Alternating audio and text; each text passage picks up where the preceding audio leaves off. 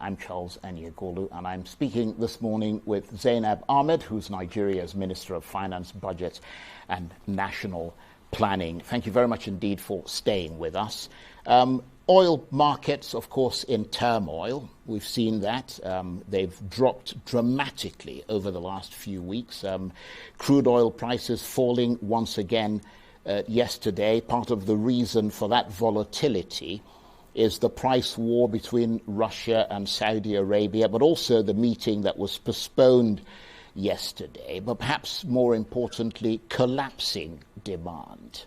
How much does that concern Nigeria?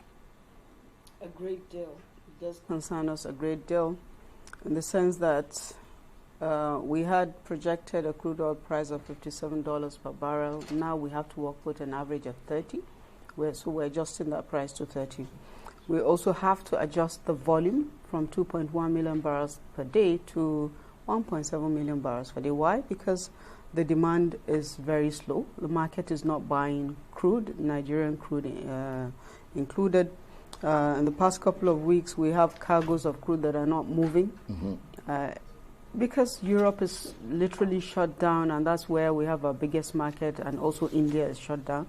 So the demand is very low. We have seen countries planning to shut down production, or at least part of their production. We hope it doesn't get to that. We're happy that the price has adjusted, at least it's within the $30 range now. Last week, there was some days that it went to as low as $17.5 per barrel. What we're doing is we sat back, we're reassessing our plans, we're deferring anything that is not vital, that things that can wait. We have to wait. We also need to make sure we redirect resources, first of all, to address the health crisis before anything else. The President has also directed we must make sure we protect salaries and pensions so that people have basic resources in But their for how hand. long? Because nobody knows how long this is going to Our last. plan is that we're able to do that through the course of 2020. So we Right. have reviewed the plans, and we will be discussing inside this week with the National Assembly on the review before it formally is delivered to them.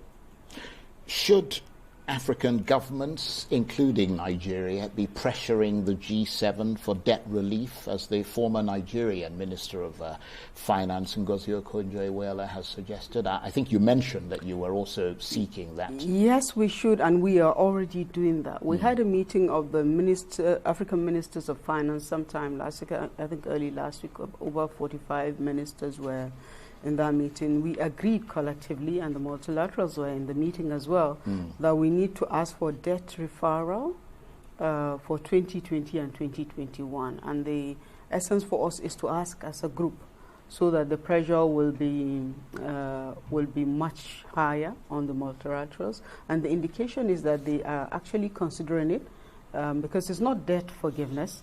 It's just either deferral, suspending repayment for a while, or elongating the tenor so that all we have to pay on a month by month is reduced, and that will create fiscal space. That, in fact, is more preferable for us than taking on additional new borrowing. But we are still also considering and in the process of accessing additional borrowings that are open to us. On a personal level, this must be a tremendously challenging time for you. Yes, it is.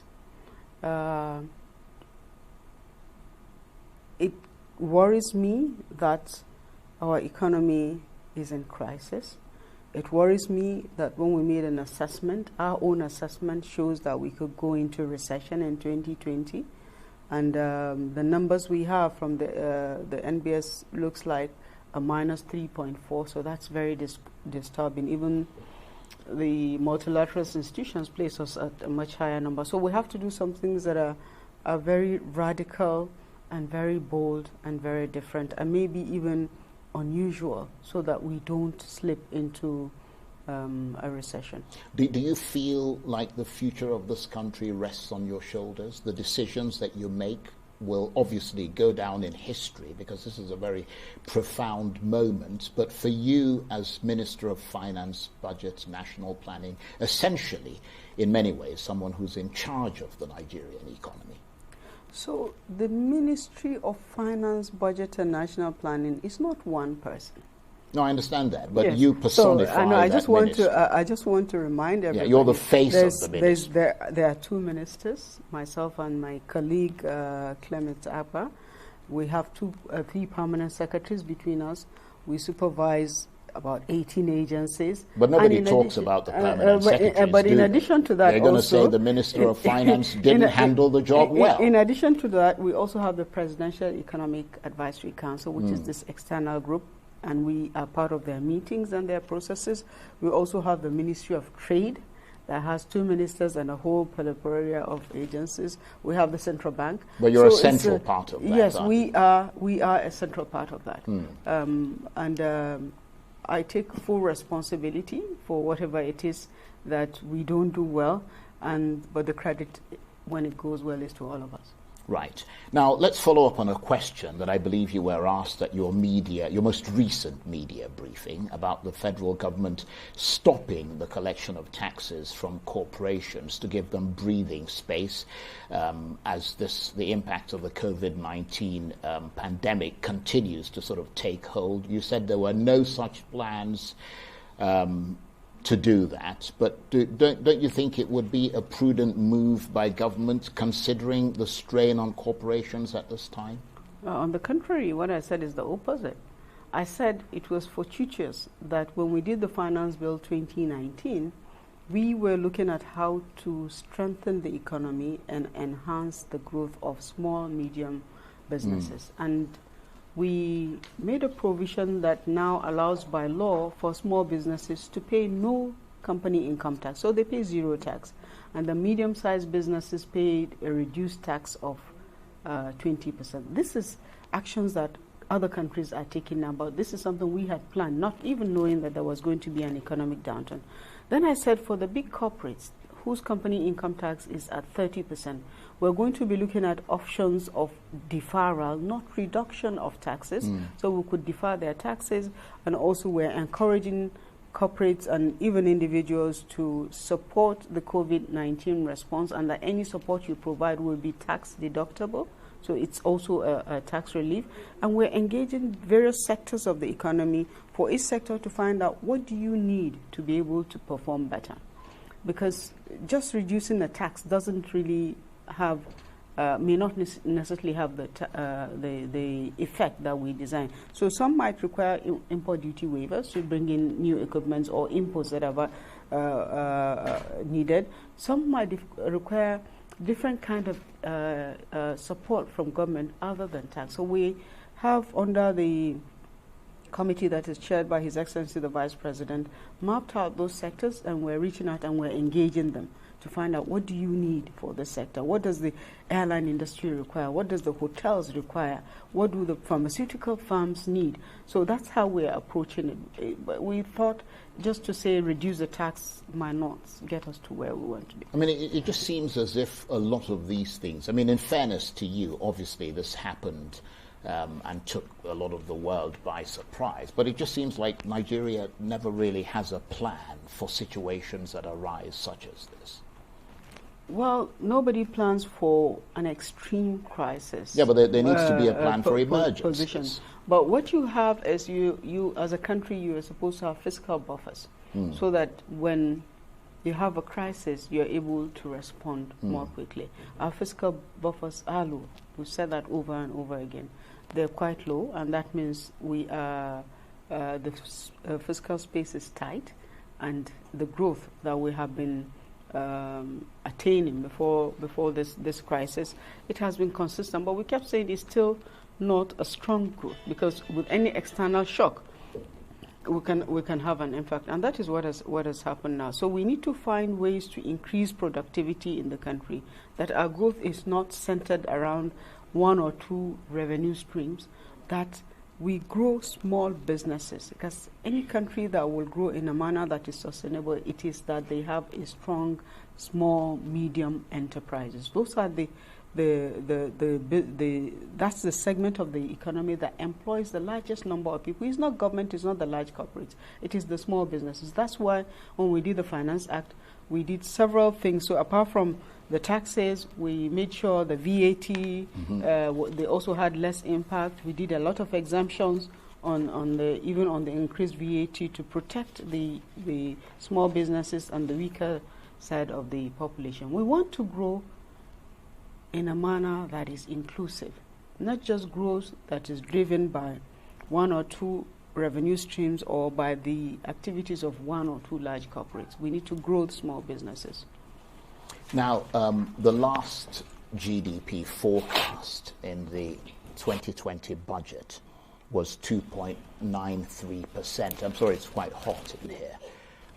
Following your downward revision in the benchmark oil price and production, have you revised your GDP forecast for 2020? So we're looking at, just with the numbers, a minus 3.4%. Right. So basically recession. So without any of this stimulus, that is what will happen. So now we're going to make a reassessment to take in the impact of the stimulus that is going to drive the economy. Right. And the idea for us is we don't get into recession. That's the focus. Well, you're saying the idea is that you don't get into recession. So what we did is, first of all, the world is heading to a recession. The world is heading to recession. About that. Yes, no question about it, but you don't want to go into a deep recession, because coming out becomes, the deeper you go, the more difficult it is. But of course, the depth of the recession depends on how long this lasts. It depends on how long it lasts. It depends on what actions you take to protect the local economy. Yeah, but it doesn't matter what actions you take. If your resources are limited, you cannot exceed those resources, can you? Yeah, but you can also maximize the use of your resources depending on how you choose to use them. Are you talking to the private sector? I mean, if we look at South Africa, for example, one of the things that Cyril Ramaphosa has done is to mobilize tremendous support from the private sector. Is that something that Nigeria is doing? Mr. Charles, I just said the committee under His Excellency the Vice President is going to have meeting with sectors within the economy. No, you're saying going to Yes, have. yes, we have. I mean, the pandemic is with us. We had a meeting last Right. week. We're having another one tomorrow. And we're meeting with different sectors. We need to meet the sectors to find out what do you really need. No, and I'm not talking so much sector. about what the sectors need. I'm talking about Nigeria has some of the richest people in Africa. Nigeria has private sector industries, corporations that are absolutely huge. And what Cyril Ramaphosa has done in South Africa is bring those people on board and access a lot of the money from them. There's a wry smile on your face. Okay. I'm not entirely sure because why you're smiling, but I'm just trying to get a sense of that. You know what? There is already a very good level of support from the private sector. There has been a lot of donations that have been realized so far, and I'm sure you're aware of them. That so far, there's up to about 32 billion that has come in from different corporates, different high net worth individuals. So that is already happening. But beyond aid, donation, we also want to make sure that the businesses don't collapse, that they are sustained, and not only that they grow so that they can employ people. Remember that the president's commitment that he made in June 2019 to Nigerians was to lift 100 million Nigerians out of poverty over 10 years. How do you do that? You do that by making sure the productive sector is active and is actually producing, because that's where you get the employment. It's not about, it's not just giving stipends that will do it, no. It's about putting people to work. Yeah, forgive my ignorance, but I mean, I try to understand how you actually deal with issues like this in Nigeria, because there are very few statistics in this country that accurately measure the levels of poverty, the number of people who are doing various things, because you've got an enormous informal sector.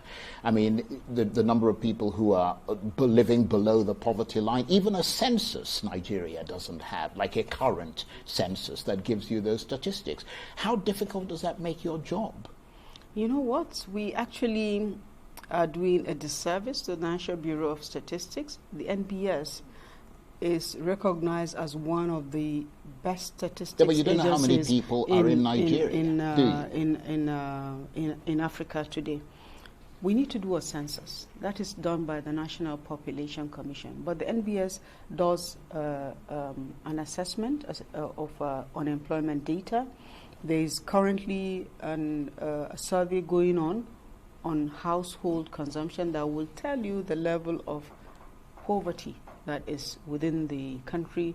It will tell us how many small, very small traders or enterprises that we have. We're doing this with the limited resources that we have. If NBS has more resources, we can churn out more data. Yeah, but obviously it doesn't. So that means that the figures are inaccurate. So no, they're not inaccurate. Excuse me, they're not inaccurate. Well, I mean, we're not able to do some of the surveys, but the ones that we're able to do, they are very good surveys and they're very high quality and credible data. I can tell you that the multilaterals actually depend on NBS. They do surveys for the World Bank, for the IMF, for the multilaterals in this country. And then we sit back and say we don't have data. We do have data. I want to urge people to visit the website of the National Bureau of Statistics and see the array of data that we have there. What we don't have is a current census. That is the responsibility of the National Population Commission. A census is a very large exercise. But is there the political will to do a census? Before this, towards the end of last year and early this year, we have been engaging with the National Population Commission. The President had directed us to work together to make an assessment of what they require for census. And we have made that requirement. Unfortunately, it was done after the budget has already gone to the National Assembly, and therefore we couldn't fit in, because what is required is a very large size of fund, and it's an exercise that is over a period of 3 years. So now we have a directive that says, can you look at how you can raise resources so that the process starts, because there's a lot of work that is done before the actual census itself. So the Population Commission has been doing what they call delineation, which is marking the census areas, putting down addresses. They've been doing that for a while, so we have to provide more resources. So it's only when the country is fully delineated that they will actually do the census. So a census is coming as well. But I must say that you don't know the challenge that we have now, we were planning to fund them more this year so that they can ramp up the delineation. But the challenge that we have now is impeding that capacity to provide more funds to the National Population Commission. And were you planning to have that census before the expiration of this current administration? That was the idea. Right. Now, what lessons are there for Nigeria in this tanking, if you like, of oil prices, and the fact that being dependent on a one-crop system is clearly something that that will affect this country detrimentally every single time it happens? So the lesson that has always been with us, that we must have a Nigeria that is not dependent on oil. So we must drive the non-oil sector of the economy. Not only that, we must also walk the talk about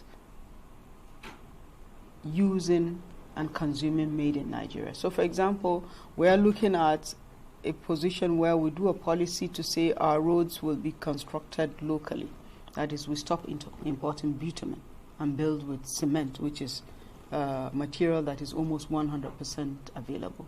So we have to take that decision to say, if we build social houses, that all the materials must be sourced locally. So we must use made in Nigeria. We must consume made in Nigeria. We must make all the products that we need. We should just cease depending on imports. Yeah, but what I don't understand is except the ones that we absolutely have no choice but to. No, I understand, but we hear these glowing words from members of governments that we must source for things locally, we must develop the local industry, but that there appears to be a massive disconnect between the things that are said and the things that actually happen. I mean, we look at cars, for example. I mean, they're being made in Nigeria. There's a big group that's making cars, jeeps, and all sorts of things in Nigeria. And I don't see government officials like yourself driving those Nigerian cars. I mean, I don't see you taking that industry and talking about that manufacturing when you go to the meetings. I don't see President Buhari doing that when he talks to other African leaders and so on, goes to the sort of African Union meetings and so on, when easily Nigeria could use its leverage to dominate that manufacturing scene as far as a lot of those things are concerned within Africa. I mean, so that's the disconnect. I mean, I don't see that happening. So you guys tell us about something you don't do. You know what, Charles? This pandemic that is upon us. I'm not talking about the pandemic. I'm talking about before the pandemic. And this economic downturn. Right. It's a rude, huge wake-up call for all of us as Nigerians. We now have to actually walk that talk, because now it is a matter of survival. It's a matter of survival. We have to protect local industry. We have to consume what we produce. We have to stop imports of anything that is not absolutely necessary, so that we can drive the local economy. That's the only way we can become insulated from external exogenous shocks. Right. Yeah. Now, I've just got a question coming in from outside, which is being passed on to me. And the question is, if Nigeria saved all its oil money without spending it, would it survive as a nation? In other words, the issue is to try and see how much work has been done with diversification and the dependence on oil money. If Nigeria stopped spending its oil money today and saved all of it, would it survive as a nation? That's an interesting one, and that is something we're willing to make an analysis and see how that works. Because, like I said, the oil revenue has been a significant component of our budgets at both the state and the federal level. At the federal level, the contribution to the oil revenue to the budget is about 40-45% average of. By 2015, it was about 60%. So we're working gradually towards reducing that dependence. But it's like the process is slow, and this has to be ramped up. So if there is anything that has happened out of this pandemic, it's providing us an opportunity that is actually compelling us to do things differently. Now we have to depend on non-oil revenue. And for me, I say that this is an opportunity that we must not waste. We must take advantage of it, and we must do things differently. Right, okay. Well, let me ask you another question that's just come in. With all the donations that are being given and are tax deductible, does this not mean a reduction in the revenue that's accruable to the Nigerian government? Yes, it is. But also, if corporates are using their resources to build out on health infrastructure, which government will have otherwise use its revenue to build, then it's even, so to speak. But the benefit is you get the works done quickly and in fact efficiently by the private sector, and the private sector gets some relief for that spend in terms of deduction from their taxes. And that, by the way, that is not yet finalized. That's the next stage of stimulus we're working on, is to look at how we can use tax to provide stimulus to businesses. Right. Let me just return to the issue of falling oil prices and its impact, which is clearly negative on Nigeria's revenue. There's an upcoming meeting, OPEC meeting, on Thursday. Is it fair to say that Nigeria's economic fate is tied to the outcome of that meeting? Well, I will say that we are waiting for positive news from that meeting, because if the meeting turns out the way we hope, then the price war will ease up, and then production will go back gradually to normal, and then also the prices of the crude oil in the international market will begin to stabilize. But we don't see a very quick hike in the price because of the meetings, and that's why we're planning around $30 average per barrel for the year. Well, what about the subsidy on petroleum products? I mean, people have said that sucks a lot of money out of Nigeria. Is this a time to stop subsidizing petroleum products in Nigeria? We have stopped subsidizing petroleum products. The announcement that has been made of price modulation is actually a full deregulation. Government is not fixing prices. Government is going to allow the marketers to fix the prices, and then the regulators will do their work to make sure that the consumers are not exploited. But in the adjustment to the budget that we're making, there is no provision at all for government to pay for under recovery. So just tell us just remind us again of where you've moved the budget down to in terms of the cost of oil. Did you say $30 a barrel? Yes. Right, but $30 a barrel is pretty much what it costs internationally now, to produce a barrel of oil. No, that's not correct. The production cost varies from well to well. So for Nigeria, the average cost is about $25 per barrel. And so there are some wells that are at 30, there are some that are at 15, for example. So that's the average cost. And also globally, each production cost depends on the well itself, where it is located, what are the complexities. In our environment, security cost is a major factor. That's why our cost is relatively higher than others. But assuming you don't have the security cost, the cost itself is lower, will have been lower than the average of 25 that we have right now. But having said that, even though the $30 is very near to our cost of production, we're just trying to be realistic because we're not in control of the dynamics of the price in the market. Of course. And also because we see that is what it is looking like in an average in a year. So we have to plan everything around that, around what is a realistic, realizable revenue. And because of that reason, we'll also drop the production numbers.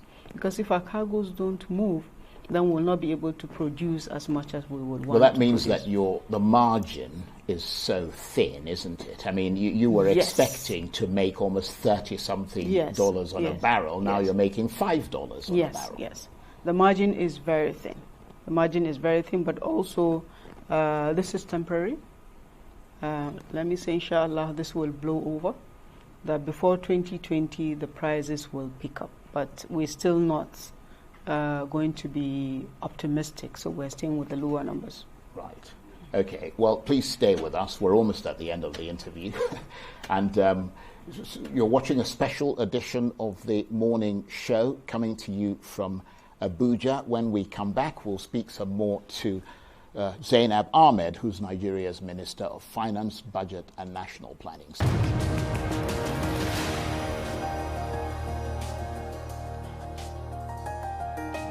Welcome back to a special edition of the morning show coming to you here on Arise News from Abuja. I'm Charles Aniegolu, and with me in the studio, ZAINAB AHMED, Nigeria's Minister of Finance, Budget and National Planning. We thank you exceedingly for staying with us. And we're talking about that nettlesome issue of oil prices. I understand that if the cost of sourcing for new wells, I understand that's probably come to about $9 for production. The potential for that is there. And this will give Nigeria room, obviously, for more profit. Is the government looking at exploring new sources of production? Well, Charles, in our 2020 budget, we had planned revenues from sale of new oil blocks. But in this assessment that we're doing, we're deferring that. Our assessment is that this is not a good time for people to buy new assets. Even if you sell, you won't get good value for those assets. So we are adjusting our budgets to remove revenues from the sale of new oils. But we do have also within the budget revenues from renewal of existing licenses. So those ones are being pushed, and we're going to realize those ones. You're going to renegotiate them? No. So licenses are given for a certain tenure. Right. Once the tenure expires, usually the licensee has a first right of refusal to renew the license, and all the licensees are of course interested in renewing their licenses. So when the licenses are renewed, they pay for the license fees. Right. So those are revenues we're expecting during the course of this year. Now, I think we're all pretty agreed that the government has a big problem with revenues at the present time, given the pandemic and given all the other things.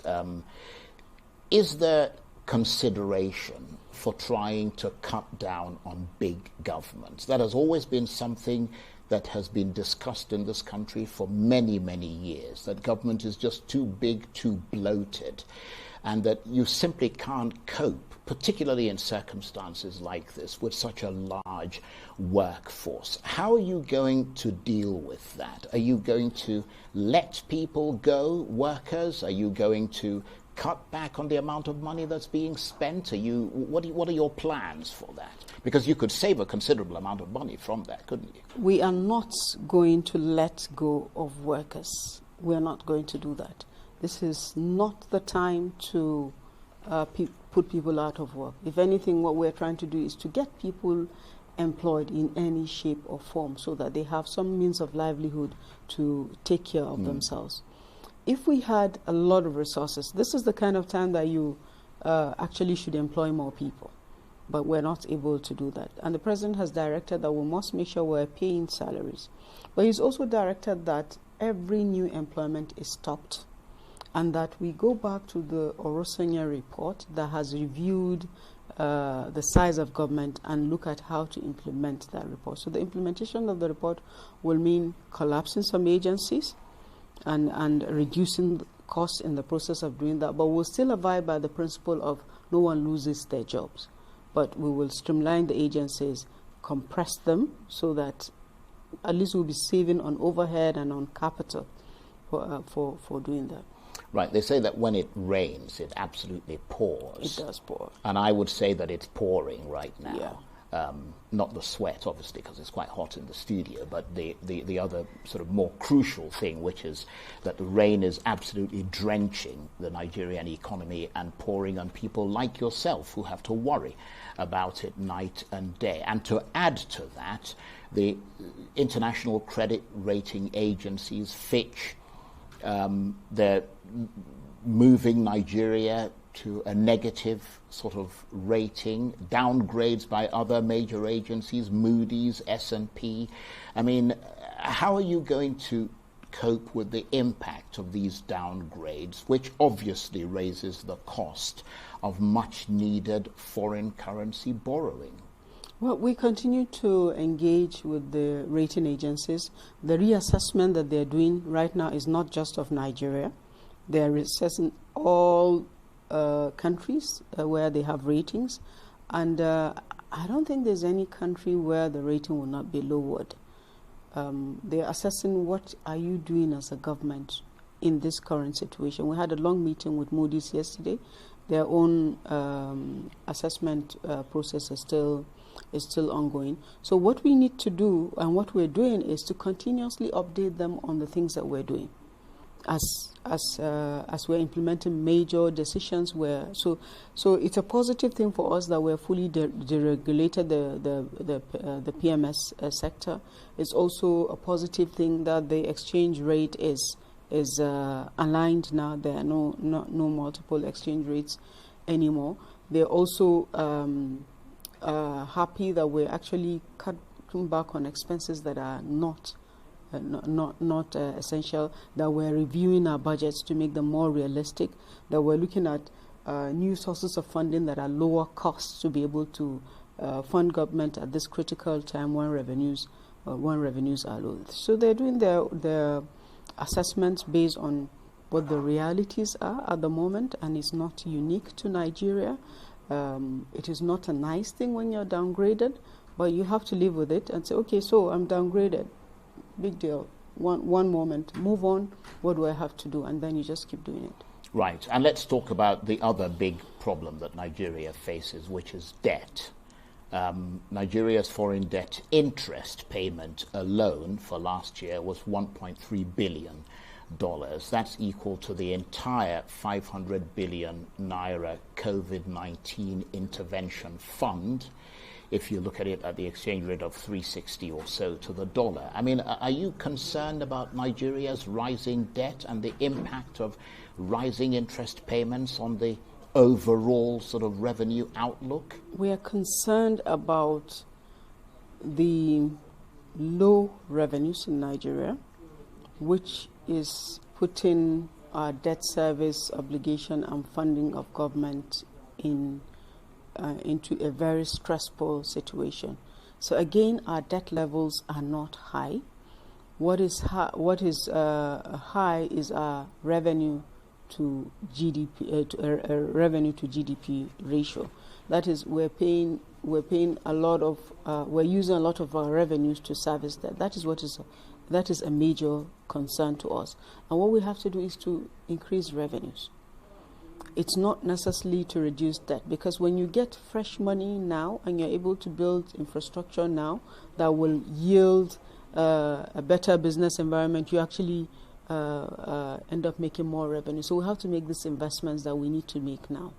Well, we will have to hope that is how it turns out. But I have to say, Minister, you have been very, very patient, very forthcoming with us, and I hugely appreciate that. You're a very busy person, so taking the time to talk to us has been absolutely brilliant. ZAINAB Ahmed. I just want to thank Arise TV, not just for inviting me, but also for covering live the press conference that we had in the ministry yesterday. I appreciate this very much. Well, I mean, we do it every day. We're covering this not just from Nigeria, but we go live to America, to the UK, to the World Health Organization. Yeah, but the press conference we had, you sent your team to cover it live. Yes, no, absolutely. So we appreciate that. Yeah. Thank you very much. Thank you. Well, I appreciate that very much, and we appreciate having you here. ZAINAB Ahmed is Nigeria's Minister of Finance, Budget and National Planning.